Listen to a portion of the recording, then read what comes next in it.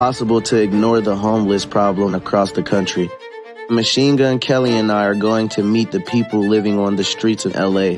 We want to hear what the people actually need to make things better.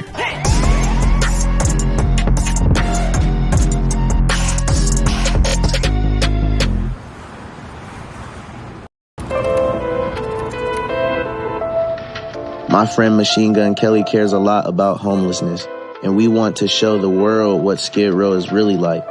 How big is this area down here? It's a 50-block radius, man. So Skid Row isn't one row, it's 50 blocks. It's 50 blocks. Jeez. From Main Street to Alameda, 3rd Street to 9th.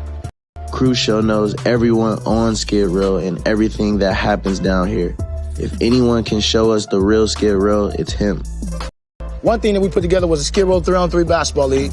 Crazy. That got us the basketball court over at the park we just passed. Then we started more organizations and we started getting the street clean. We put this spot. This spot's called a Refresh Spot. Oh, cool. Free showers, free laundry, 24 hours a day. And then we started doing these concerts. Okay. To bring out all the artists, musicians, traditional artists that paint, draw, poets, things of that fashion. And we started discovering all the artists we had. So look, I want to introduce you guys to one of the artists. Nino. What's going on? Hey, so this is one of our MCs out here. What's up, dude? Nino. Let them know how long you been here at Skid Row, when you came, raised, all that. Well, shit, I've been down here since I was 1, shit, really.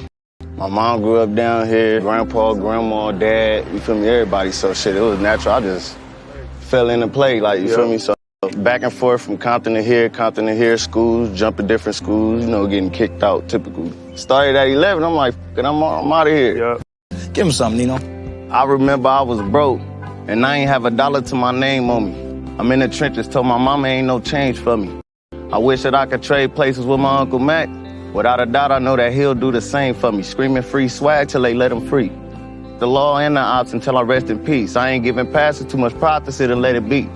My niggas changed on me, so you know the tech on me. I'm plotting on $1, gotta get it, I don't never sleep. The streets can get foul, but in this game it ain't no referee. I learned how to cook it, all I needed was the recipe. That's how he is at 11. Yeah. His dad lived across the hall from me. But he was living with me at the time. Oh, shit. At 11? Yeah. Crazy. Found out my dad was homeless under a bridge. Told him, man, come on, like, you feel me? Kitchen off limits, watch a chef make it stretch with ease. Mama know her son, but she don't really like to question me. She says she pray for me. When I'm gone, she can't rest or sleep. Hoping she ain't gotta get a call and say I'm rest in peace. My actions are abnormal around the house, so she just let it be. That song is about actually me being down here. Going through shit, like most of my shit come from just going through shit. Yeah, like no matter how it come out, if I see others go through shit too, it just come out. If I relate to it or if I fuck with it, I speak the voice.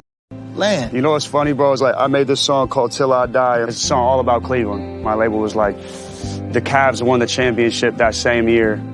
That was the theme song of the whole championship. You know, believe in the energy that is here, because that's what I was doing, and they kept saying I was crazy. This is my home, why leave it? You feel me? Yo, period. This is my home, why leave it?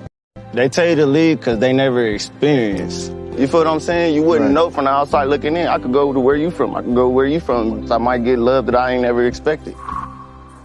Where's that chord at? It's on Gladys. We walked past it when we did the first loop. It's over there. I don't think he really want that. You serious about getting whooped? I say we run one. Yeah, yeah. Yeah, don't believe what you read about Skid Row, man. It's a community, you know, it's a family, you know. It's love, it's everything. There are real people down here full of substance. You got scientists down here, you have doctor's degrees down here, and they living right in these tents. I live on these streets downtown. I'm a U.S. Navy veteran, 15 years, been around the world 3 times. I've seen things that a lot of people shouldn't see. Deal with PTSD, injuries to my body. The mental is more worse than the physical. When you could convince a person that ain't worth shit, the fire has gone out. But the shining light is, we have a lot of people too who have been lifted up out of here. Thank you. Whoa, thank you so much. This is the water drop we got every week at Skid Row to give back to the homeless. It's not easy, but you know what? I was here at Skid Row too at one time, homeless. This is the guy who used to feed me when I was homeless. And today, I came back and I'm his partner. It's about the people. And those we worrying about the people, our blessings keep coming, and our blessings will keep growing. Did you ever live down here, or did you just come down here? No, look. LA Police Department threw a case my way, said I was a dope dealer when I wasn't. I'd already been out the game over 15 years. Once I beat the case, I didn't have any money, so that's when I became in the tent. They threw that case my way. Right. I said, I'm gonna let the land take care of me. And what ends up getting me off the street is my artwork and going to this meeting with this organization put together to bring economic development to Skid Row. Meaning like provide jobs. Jobs. The reason why getting people off the streets not the main thing is because once you get them off the street, you still gotta get another foundation. Foundation's already found right here. So the main thing now is just outlets and opportunity. I think the biggest thing is opportunities for a job, because if you're a felony, it's really hard to get a job. A lot of jobs do drug testing, which to me is wrong, because it's like if the job gets done, it doesn't really matter what someone's vice is. Period.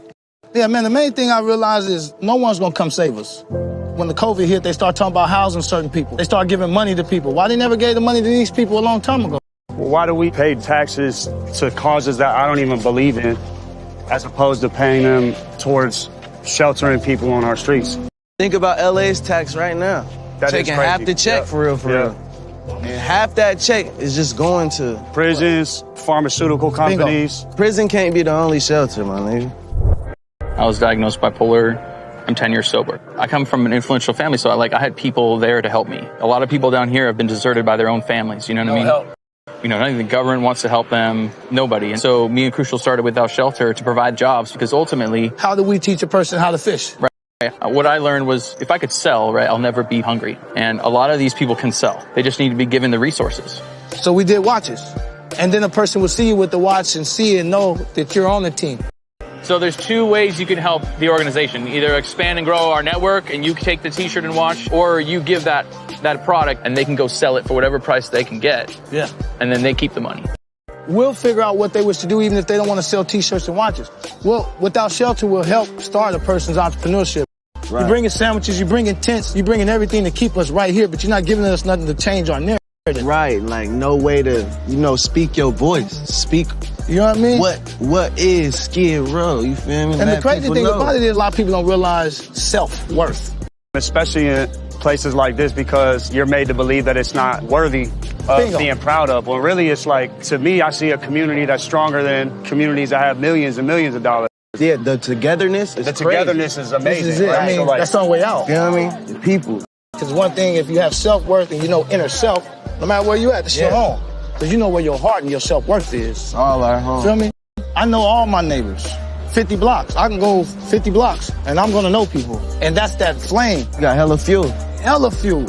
Like I can take a match and this match won't lose no fire if I start another match. Oh, But why don't nobody start no other flame? You know what? That's hard. You feel what I'm saying? Just think, when you got a lighter, you can always refill that bitch regardless. Always refill it. You seeing it. You seeing it, Trip.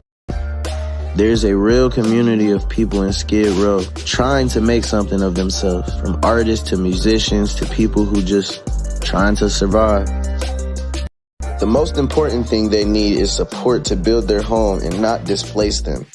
They need help to lift themselves up and not out. We need to provide jobs for people on Skid Row and ways for people to make their lives better, like Crucial is doing Without Shelter.